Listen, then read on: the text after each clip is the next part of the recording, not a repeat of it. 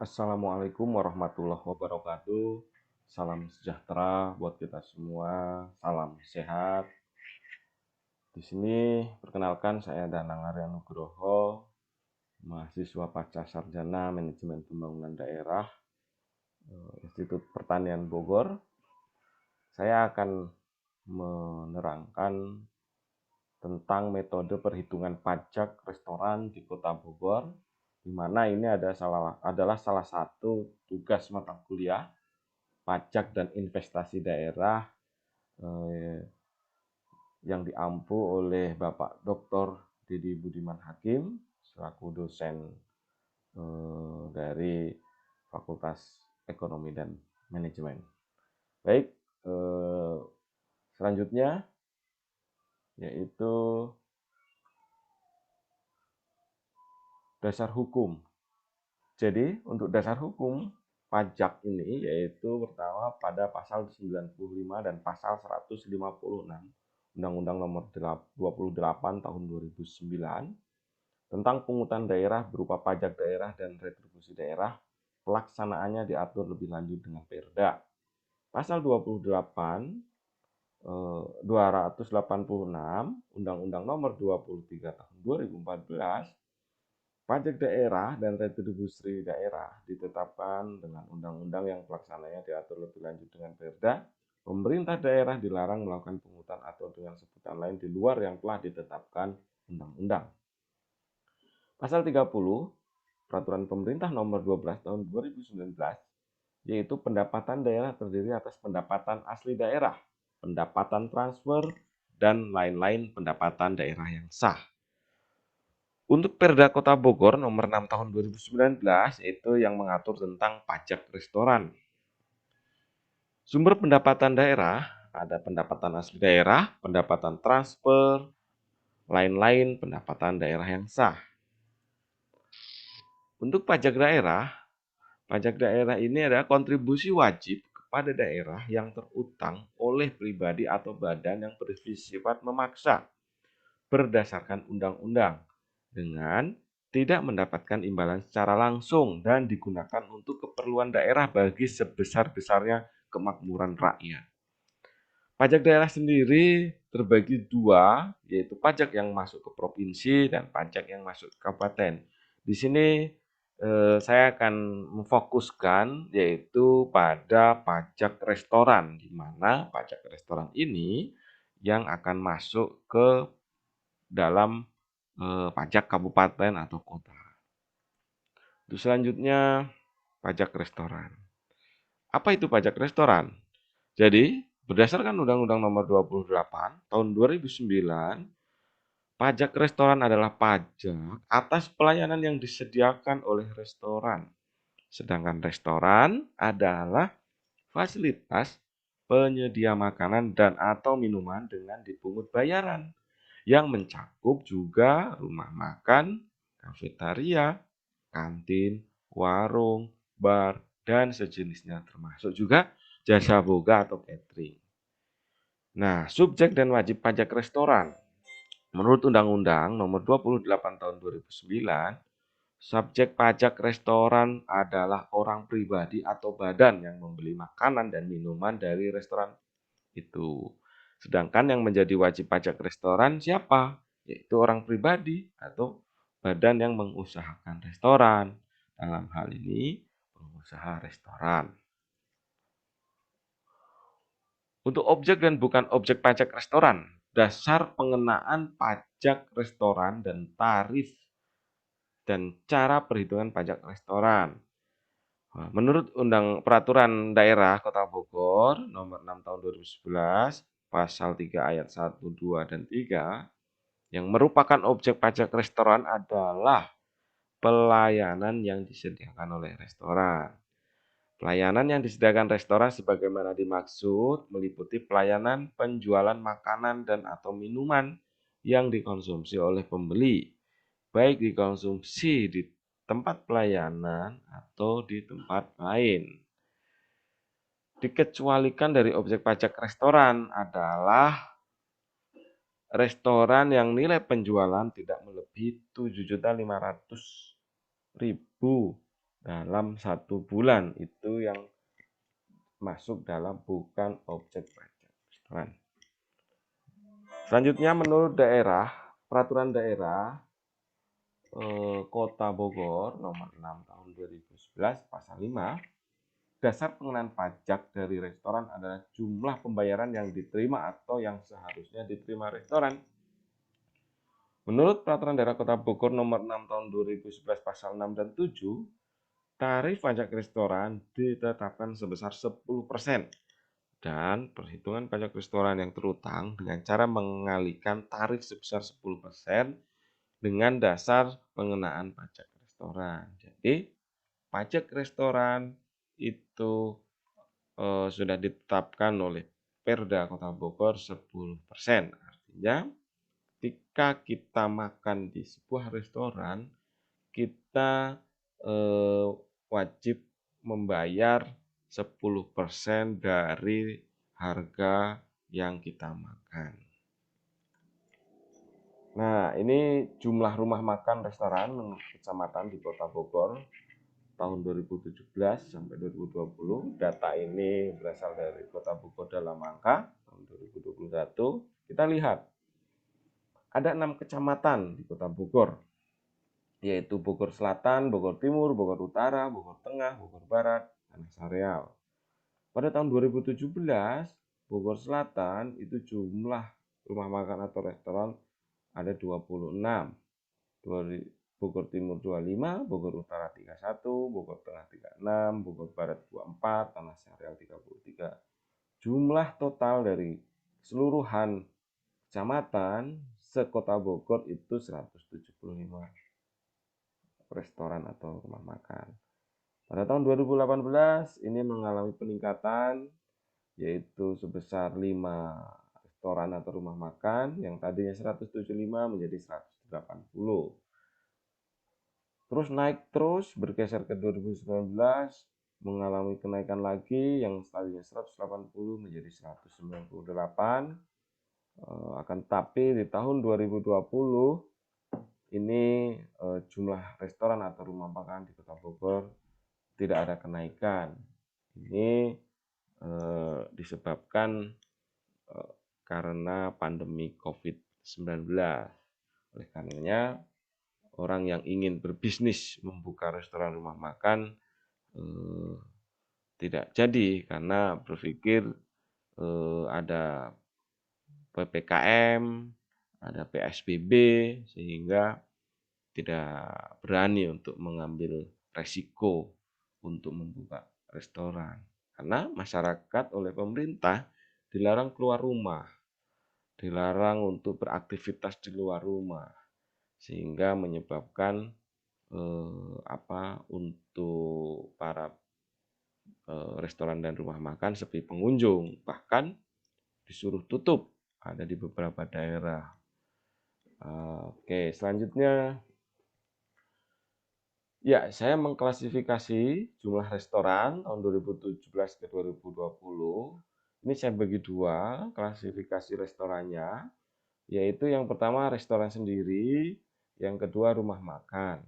Nah, untuk restoran sendiri di tahun 2017 itu ada 70 restoran, di 2018 masih sama, di 2019 naik 83, di tahun 2020 masih tetap sama. Untuk rumah makan ini cukup banyak ya dari jumlah restoran. Ini untuk rumah makan 105 dari tahun 2017, terus 110 tahun 2018, 115 untuk tahun 2019 dan masih tetap sama di tahun 2020 115. Sehingga total dari restoran plus rumah makan ada 175, 180, 198 dan di 2020 198. Nah, kita lihat potensi penerimaan pajak restoran. Menentukan sampel. Di sini saya mengambil sampel untuk restoran sendiri yaitu di Gurih 7 Bogor.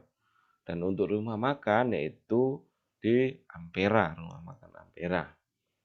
Nah, observasi lapang saya yaitu eh, mensurvei pada restoran Gurih 7 Bogor, yaitu harga rata-rata makanan dan minuman di tahun 2017 itu 120.000 dan di tahun 2018 masih tetap sama 120.000. Di 2019 mengalami kenaikan di 130.000 rupiah. Nah, di 2020 masih tetap sama. Di sini pihak restoran tidak berani menaikkan harga restoran di tahun 2020. Kenapa? Karena adanya PPKM tadi, tidak berani spekulasi. Oke, untuk jumlah pengunjung rata-rata per hari. Pada 2017, di restoran Gurih 7 itu sekitar 75 orang rata-rata per hari yang datang di restoran. 2018 mengalami kenaikan jadi 80, di 2019 kenaikan lagi menjadi 95. Nah, ini yang menarik, 2020 mengalami penurunan yang drastis. Bahkan hanya 10 pengunjung rata-rata per hari. Lagi-lagi ini karena PPKM. Orang tidak berani keluar rumah dan dilarang oleh pemerintah karena wabah pandemi COVID-19. Kita lihat untuk rumah makan, harga rata-rata makanan dan minuman di rumah makan Ampera itu 2017 itu Rp60.000, di 2018 ini Rp60.000, di 2019 naik Rp70.000, di 2020 masih sama Rp70.000. Jumlah pengunjung rata-rata per hari 2017 180 pengunjung per hari. 2018 naik menjadi 200 pengunjung, 2019 masih tetap sama 200 pengunjung. Di 2020 ini sama kasusnya kayak seperti restoran menjadi 10 pengunjung rata-rata per hari. Ini hasil observasi lapang. Oke, untuk menghitung potensi penerimaan pajak restoran. Potensi pajak restoran ini diperoleh dengan cara mengkalikan jumlah pengunjung dikali harga makanan rata-rata. Yang sebelumnya sudah saya sampaikan, harga makanan rata-rata dikali jumlah hari dalam satuan tahun dikali 10%. Di sini untuk jumlah hari saya asumsikan ada 300 hari dalam satu tahun. Jadi yang 65 harinya itu libur. Oke, kita lihat untuk potensi penerimaan pajak restoran di tahun 2017 dengan harga rata-rata makanan 120.000, jumlah pengunjung 75, maka potensi pajak restoran itu 270 juta dalam satu tahun di 2017. Rumus ini dihasilkan dari jumlah pengunjung 75 dikali harga makanan rata-rata dikali jumlah hari, yaitu tadi saya asumsikan 300 hari, maka dikali 300 dikali 10% menjadi 270 juta rupiah. Sama halnya di 2018, ini rumusnya sama, itu meningkat potensi pajaknya yaitu 288 juta. Di 2019 meningkat juga itu 370 juta 500 ribu. Nah, di 2020 ini menurun drastis. Ini lagi-lagi pandemik COVID-19. Oleh karena itu, potensi pajak restoran hanya sebesar 39 juta rupiah satu tahun. Berarti kecil sekali ini ya untuk potensi pajak restoran. Nah, kita lihat potensi pajak rumah makan. Potensi pajak rumah makan ini cukup besar karena kenapa? Karena jumlah pengunjung perharinya juga cukup tinggi dibanding dengan jumlah pengunjung per hari pada restoran. Di sini orang lebih banyak makan ke rumah makan, mungkin karena harganya lebih sedikit lebih murah dibanding restoran. Oke, rumus dari potensi pajak rumah makan ini sama, yaitu jumlah pengunjung dikali harga makan rata-rata dikali jumlah hari 300 hari dikali 10%, maka didapat 324 juta potensi pajak rumah makan dalam 1 tahun di tahun 2017. Kita langsung saja di 2018 ini mengalami kenaikan potensi pajak rumah makannya menjadi 360 juta, di tahun 2019 420 juta. Nah, di tahun 2020 ini sama halnya dengan restoran mengalami penurunan drastis sekali, yaitu hanya 21 juta dalam 1 tahun, yaitu potensi pajak rumah makannya. Oke, selanjutnya kita coba lihat bagaimana menghitung potensi penerimaan pajak restoran. Ini saya sajikan dalam tabel 3. Ini pada restoran, nilai potensi pajak yang sudah kita hitung di tabel 2 tadi, dikali jumlah restorannya, maka ketemulah total potensi penerimaan pajak restoran. Kita lihat totalnya pada 2017, itu potensi penerimaan pajaknya 18 miliar 900 juta. 2018 20 miliar 160 juta, 2019 30 miliar 751 juta 500 ribu, dan 2020 hanya 3 miliar 237 juta. Selanjutnya rumah makan. Rumah makan juga sama. Ini tadi kita sudah menghitung nilai potensi pajak per restorannya. Nah, sekarang kalau sudah ketemu nilai potensi pajak per restoran atau rumah makan, dikalikan jumlah rumah makan yang ada di Kota Bogor. Kita lihat jumlah rumah makan di Kota Bogor ini kan ada 105.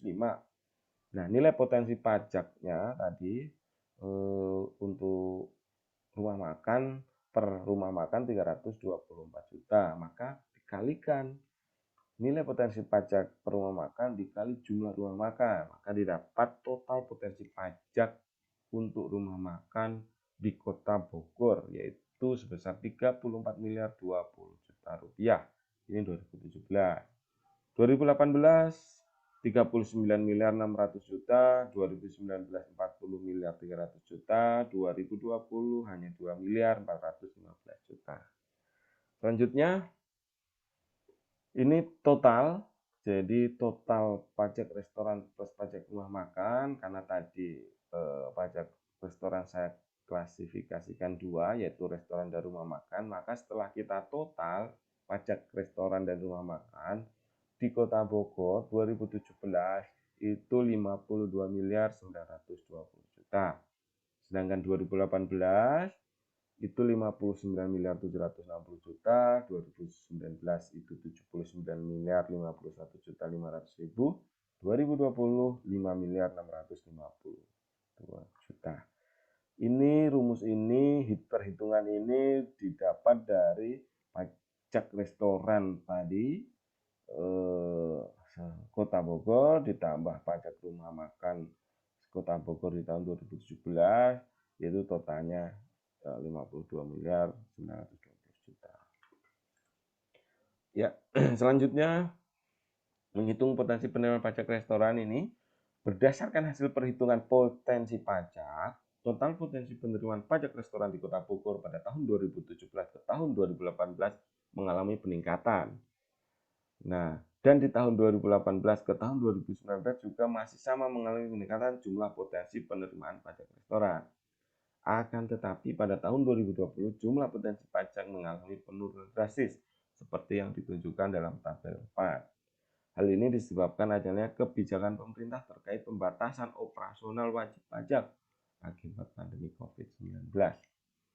Potensi penerimaan pajak restoran dihitung dari total potensi penerimaan pajak restoran dan pajak rumah makan yang menjadi wajib pajak di Kota Bogor. Dari jumlah total potensi pajak restoran dan pajak rumah makan, tahun 2019, potensi rumah makan lebih tinggi, yaitu 48 miliar 300 juta dari jumlah potensi restoran hanya 30 miliar 751 juta 500 ribu. Akan tetapi ada yang mengalami perubahan di tahun 2020, yaitu di mana potensi pajak rumah makan lebih sedikit dibandingkan pajak restoran. Hal ini menarik bahwa dapat disimpulkan di saat pandemi COVID-19 orang cenderung beralih makan di restoran daripada di rumah makan karena di restoran lebih menjanjikan dari sisi kebersihan dan kenyamanan di saat musim pandemi COVID-19. Selanjutnya ini menghitung efektivitas penerimaan pajak restoran di Kota Bogor.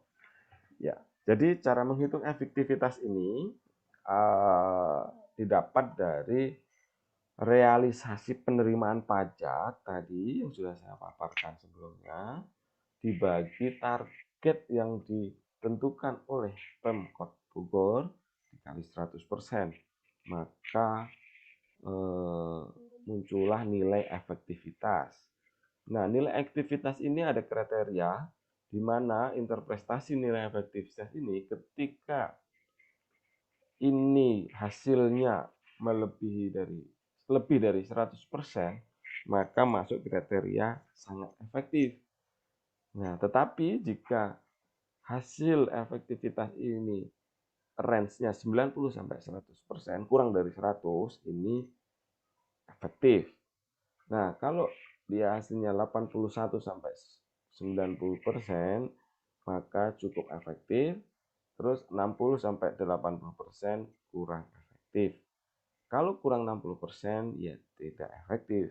Nah, kita lihat di 2017 efektivitas penerimaan pajak restoran di Kota Bogor itu sangat efektif.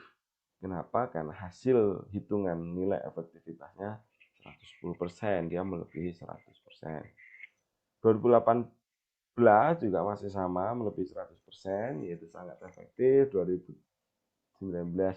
melebihi 100%, 105%, sangat efektif. Dan di 2020 ini menurun hanya 80%. Jadi masuk kriteria kurang efektif. Ini juga pengaruh dari pandemi COVID-19. Tapi trennya kalau kita lihat, nilai efektivitas ini semakin lama semakin menurun dari tahun 2017 ke 2020. Ini disebabkan target yang ditetapkan Pemkot Bogor ini dari tahun ke tahun ini tidak sebanding dengan realisasi yang didapatkan hasil dari penerimaan pajak restoran dari tahun ke tahun. Itu menyebabkan nilai efektivitasnya semakin tahun semakin menurun. Oke, selanjutnya ini berdasarkan tabel 5 diketahui bahwa realisasi penerimaan pajak restoran di Kota Bogor dari tahun 2017 ke tahun 2019 selalu melebihi dari target yang telah ditetapkan oleh Bapenda atau Badan Pendapatan Daerah, dan dalam pencapaian resiko efektivitasnya telah mencapai lebih dari 100%. Akan tetapi pada tahun 2020 realisasi penerimaan pajak restoran menurun drastis. Hal ini disebabkan dikarenakan adanya kebijakan pemerintah terkait pandemi COVID-19, di mana masyarakat tidak boleh keluar rumah atau berpergian ke mana-mana. Jika dilihat pada tahun 2017 ke 2019 menandakan bahwa pungutan pajak restoran di Kota Bogor sudah sangat efektif. Adanya peningkatan wajib pajak restoran dapat meningkatkan penerimaan atau realisasi dari pajak restoran tersebut sehingga target yang ditetapkan pun ditingkatkan dari tahun ke tahunnya.